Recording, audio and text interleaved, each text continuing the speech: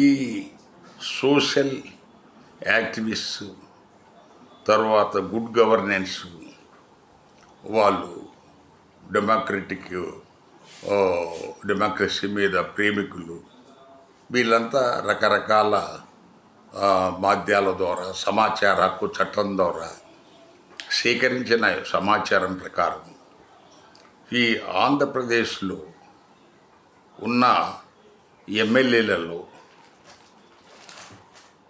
85 నుంచి 90% కలంకితులే. Serious cases ఉన్నవాళ్ళు, serious cases, అందులో సీరియస్ క్రిమినల్ కేసులు ఉన్నాయి, సాధారణమైన కేసులు ఉన్నాయి. ఒక్కొక్కరి మీద 30, 40, 50, 90, 100 కూడా ఉన్నాయి.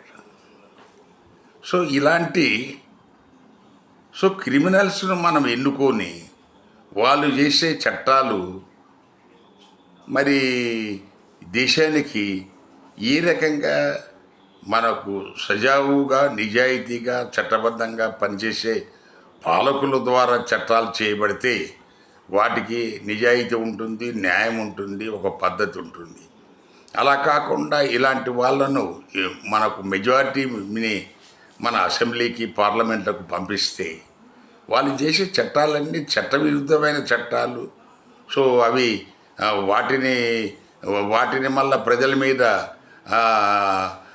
మళ్ళా వాటిని రుద్ది దాని మీద ఇబ్బంది కలిగించి వాళ్ళకు ఎవరైనా పొరపాటున ఏమైనా కామెంట్ చేస్తే వాడిని లోపల జైల్లో పెట్టి ఇరగొట్టి చంపి లేకపోతే ఇలాంటి జరుగుతూ వస్తున్నాయి.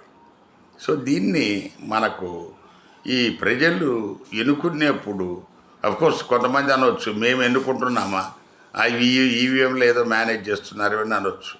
బట్ అవన్నీ ఏమైనా జరగవచ్చు, లేకపోవచ్చు. బట్ మీరు దయచేసి క్రిమినల్ రికార్డు ఉన్న వాళ్ళకు దయచేసి ఓటు వేయొద్దు.